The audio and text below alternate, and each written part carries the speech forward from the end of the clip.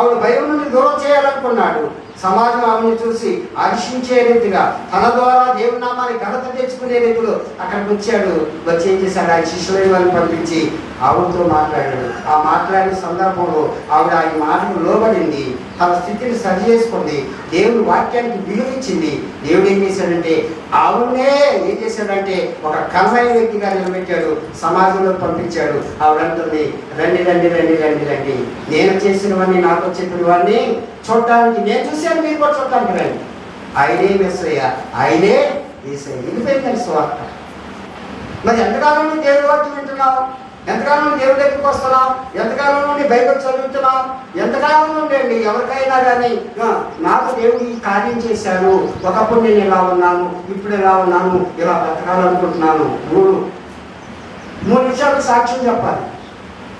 మన ఈ మధ్య నేను ఒక బైబిల్ క్లాస్కి వెళ్తే మాకు 3 నిమిషాలు టైం ఇచ్చారు. బాల్య దశ నుండి ఎవరికాలం వరకు ఎలా ఉన్నావు, ప్రజెంట్ దేవుడు తెలుసుకున్న తర్వాత ఎలా ఉన్నావు, ఇప్పుడు ఎలా ఉండాలనుకుంటున్నాం.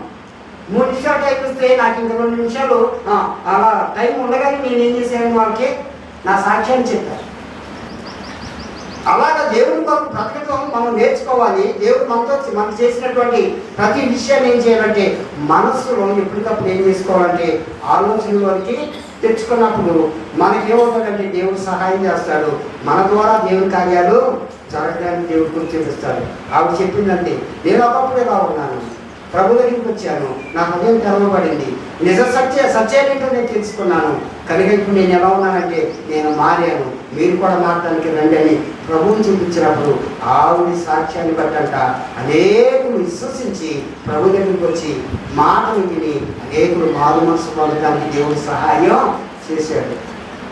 ఇప్పుడు యూదులను సమరయులు ఏమవుతున్నారంటే కలిసి ఆరాధనలో పాల్గొంటున్నారు. ఇక్కడ ఉన్నటువంటి మనందరం కూడా రకరకాలైనటువంటి వేరు ఉండేటువంటి పరిస్థితి. కానీ అందరం కలిసి ఏం చేస్తాం, ఇప్పుడు ప్రభువుని కనిపిస్తున్నాం లేదండి. ప్రభువుకి కావాల్సింది కూడా ఏదంటే అదే. అయితే ఇక్కడ ఆ వ్యక్తి దగ్గరికి వచ్చేటప్పుడు వాళ్ళు ఏం చేస్తున్నారు, మేము యూదులు కనుక మీరు సమరయులు కనుక మీరు దూరం ఉండాలి అని దూరం పెడుతున్నారు. ప్రభు వచ్చి ఏం చేశాడంటే మీరు దూరం ఉంటున్నారు కానీ మీరు నేను కలిసి ఏం చేయాలి, ప్రభువుని ఒక దినం ఆరాధన చేయాలి అని చెప్పేసి ప్రభు ఏం చేశాడంటే ఆవుల్లో ఉన్నటువంటి స్థితిని అర్థం చేసి సరి చేసుకునేటట్టుగా చేసి పాపం నుండి దూరం చేశాడు, పరిశుద్ధతకు దగ్గర చేశాడు, దేవుని ప్రేమ తీసుకోవడానికి ఇతరులకు చూపించడానికి ఏం చేశాడంటే సహాయం చేశాడు. కనుక ఆవిడ ఏం చేసిందంటే పొందిదాన్ని ఇతరులకు చెప్పింది, వారు కూడా పొందేటట్టుగా సహాయం చేసింది.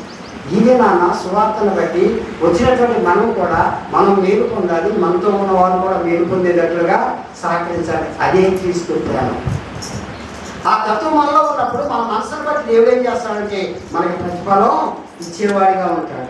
ఇంకా దేవుడికి ఇంకొకటి చూస్తే లూకా సువార్త 7వ అధ్యాయం 9వ వచనం చూస్తే అక్కడ ఒక మాట కనబడుతుంది. చూడండి, చక్కని మాట. ఈ మాట చెప్పేదానికి నాకు అందిపోతుంది. అయిపోయింది. లూకా సువార్త 7వ అధ్యాయం 9వ వచనం. యేసు ఈ మాటలు విని అతని గురించి ఆశ్చర్యపడి, అదేనా లూకా సువార్త 7:9. ప్రకటనకి వెళ్దాం, క్షమించండి, ప్రకటనకి వెళ్దాం 7:9. క్షమించండి,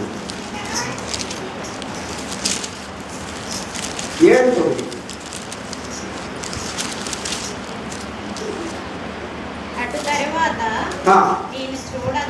అట్టి తర్వాత నేను చూడగా ఇదిగో